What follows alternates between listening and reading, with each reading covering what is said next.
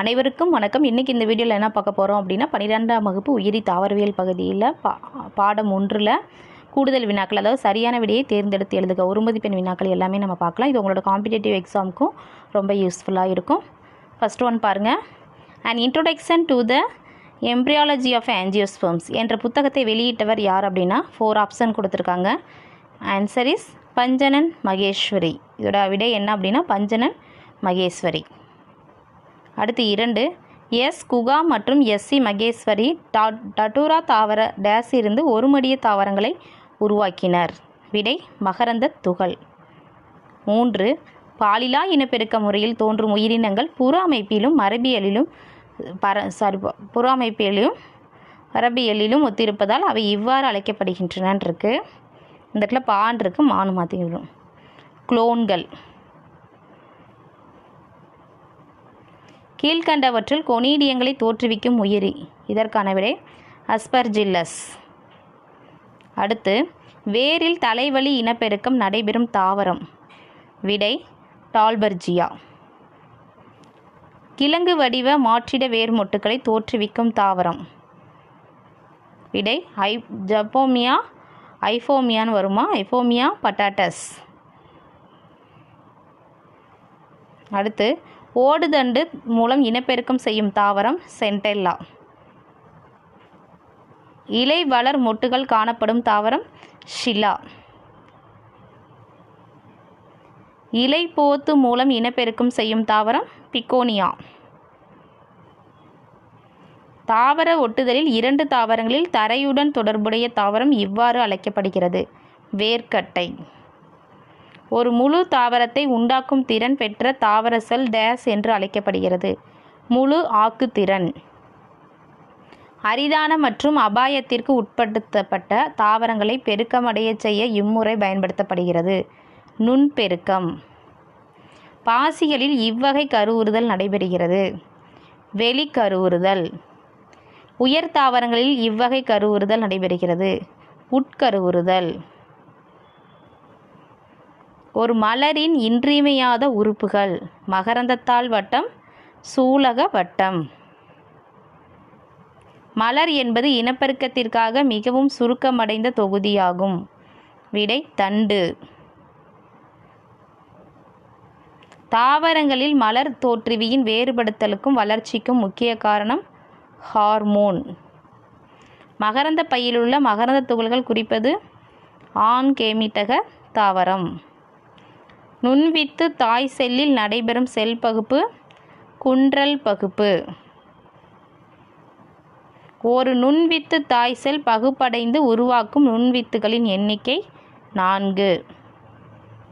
ஒரு நுண்வித்தகத்திலுள்ள நுண்வித்துகள் அனைத்தும் ஒன்றாக இணைந்து உருவாகும் அமைப்பு பொலினியம்.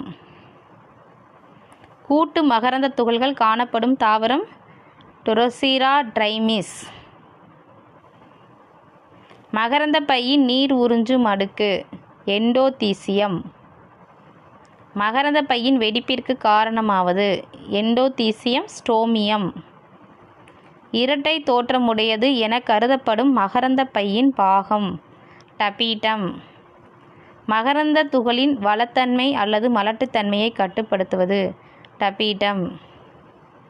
மகரந்த பையின் முன் வித்து செல்களாக செயல்படுபவை புறத்தோல் அடிச்செல்கள். மகரந்த துகள்கள் டேஸ் தன்மை உடையவை ஒருமடிய. சூலகமுடியின் ஒதுக்கல் வினைக்கு காரணமானவை எக்சைன் புரதங்கள். தாவரங்களை அடையாளம் கண்டறியவும் வகைப்படுத்தவும் எக்சைனின் டேஸ் உதவுகின்றன அலங்கார பாங்குகள். மகரந்த துகளின் அளவு டேஸ் ஆகும் 20 மைக்ரோமீட்டர் முதல் 200 மைக்ரோமீட்டர். 200 மைக்ரோமீட்டர் அளவுள்ள மகரந்த துகள்கள் காணப்படும் தாவர குடும்பம் குக்கர்பிட்டேசி நெக்டோஜினேசி. தொல்லுயிர் புதைப்படிவங்களில் மகரந்த துகள்கள் நீண்ட காலம் பாதுகாப்பாக இருக்க காரணம் டேஸ் ஆகும் ஸ்போரோஃபொலினின். மகரந்த துகள்கள் மஞ்சள் அல்லது ஆரஞ்சு நிறத்தில் இருக்க காரணம் கரோட்டினாய்டு ஃப்ளவோனாய்டு.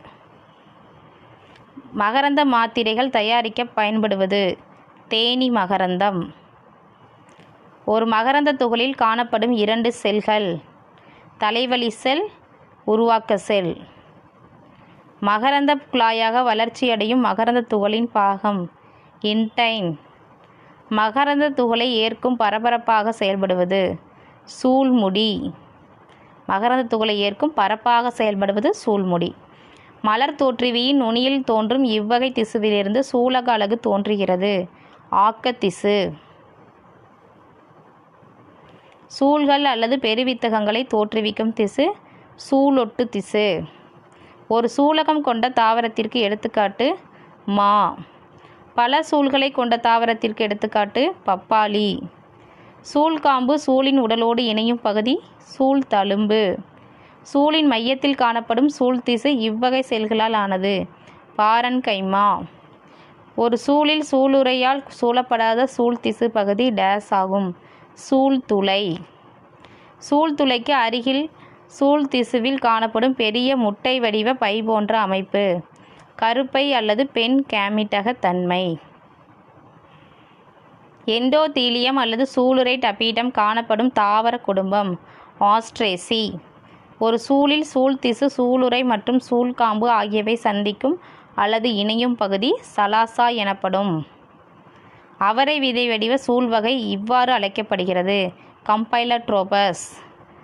நிலக்கரி மற்றும் எண்ணெய் புலங்களின் பரவலை கண்டறிய உதவும் அறிவியலின் பிரிவு மகரந்தவியல். பெரும்பாலான ஒருவித்திலை இருவித்திலை தாவரங்களில் காணப்படும் சூல்வகை தலைகீழ் சூல். இவ்வகை சூலில் சூலினை சூழ்ந்து மிக நீளமான சூல்காம்பு காணப்படுகிறது சிர்சினோட்ரோபஸ். பிரைமுலேசியில் காணப்படும் சூல்வகை கிடைமட்ட சூல். பெருவித்து தாய் செல்லில் நடைபெறும் செல் பகுப்பு குன்றல் பகுப்பு.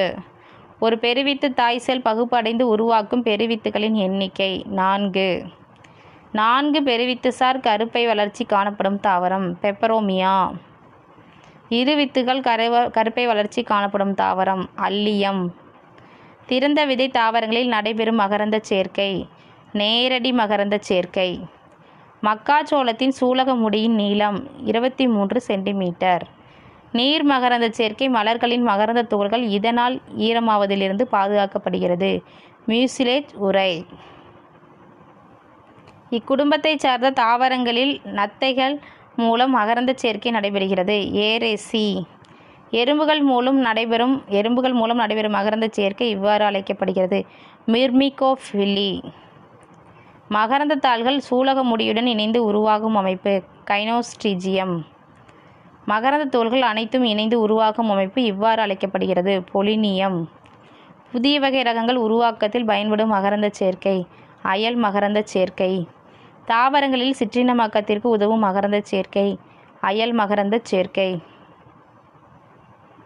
மூடு விதை தாவரங்களின் கருவுறுதல் இவ்வகையை சார்ந்தது இரட்டை கருவுறுதல்.